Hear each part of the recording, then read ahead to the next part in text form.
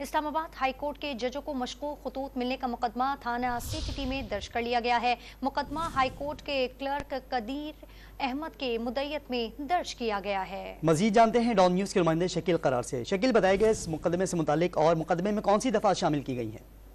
जी बिल्कुल, इसमें 507 के साथ साथ 780A की संगीन नोयत की दफात जो है शामिल की गई है। 8 जजों को जो आज लिफाफे हाईकोर्ट भिजवाए गए थे, तो उसके हवाले से हाईकोर्ट के ही एहलकार की मुद्दत में थाना में मुकदमा दर्ज हुआ है, जिसमें बताया गया है कि डाक के जरिए ये खत मसूल हुए। उसमें मशकूक पाउडर भी था, जिसे फौरी तौर पर पुलिस काम ने अपने कब्जे में लेकर लेबॉर्ट्री के लिए भिजवा दिया है और उसके खिलाफ बाकायदा तौर पर मुकदमा दर्ज होने के बाद तफ्तीश का आगाज कर दिया गया है कि इन लिफाफों में पाउडर भेजने का मकसद क्या था, क्या खौफ व हरास करना था या किसी दर्शकों को नुकसान पहुंचाना था। अच्छा शकील, ये बताएगा कि जो पाउडर है उससे मुतालिक क्या मालूमात मिली है कि किस तरह का वो पाउडर था? देखिए, इस वजह से बताया जा रहा है कि इस पाउडर को लेबॉर्ट्री भिजवा दिया गया है, जहाँ इसका बाकायदा मुआयना किया जाएगा कि ये जहरीला था तो इससे कितना नुकसान हो सकता था और उसका इस्तेमाल कैसे था, क्या ये आंखों या हाथ के जरिए फैलता था।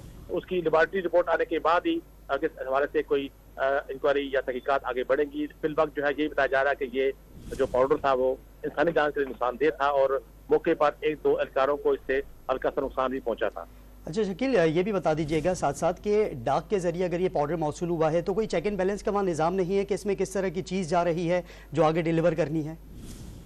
देखिए, ये तो मामूल की में इस तरह ही जो डाक है वो जाती है बैरून मुल्क के अंदर मुल्क भी मुख्तलिफ जगह जाती है।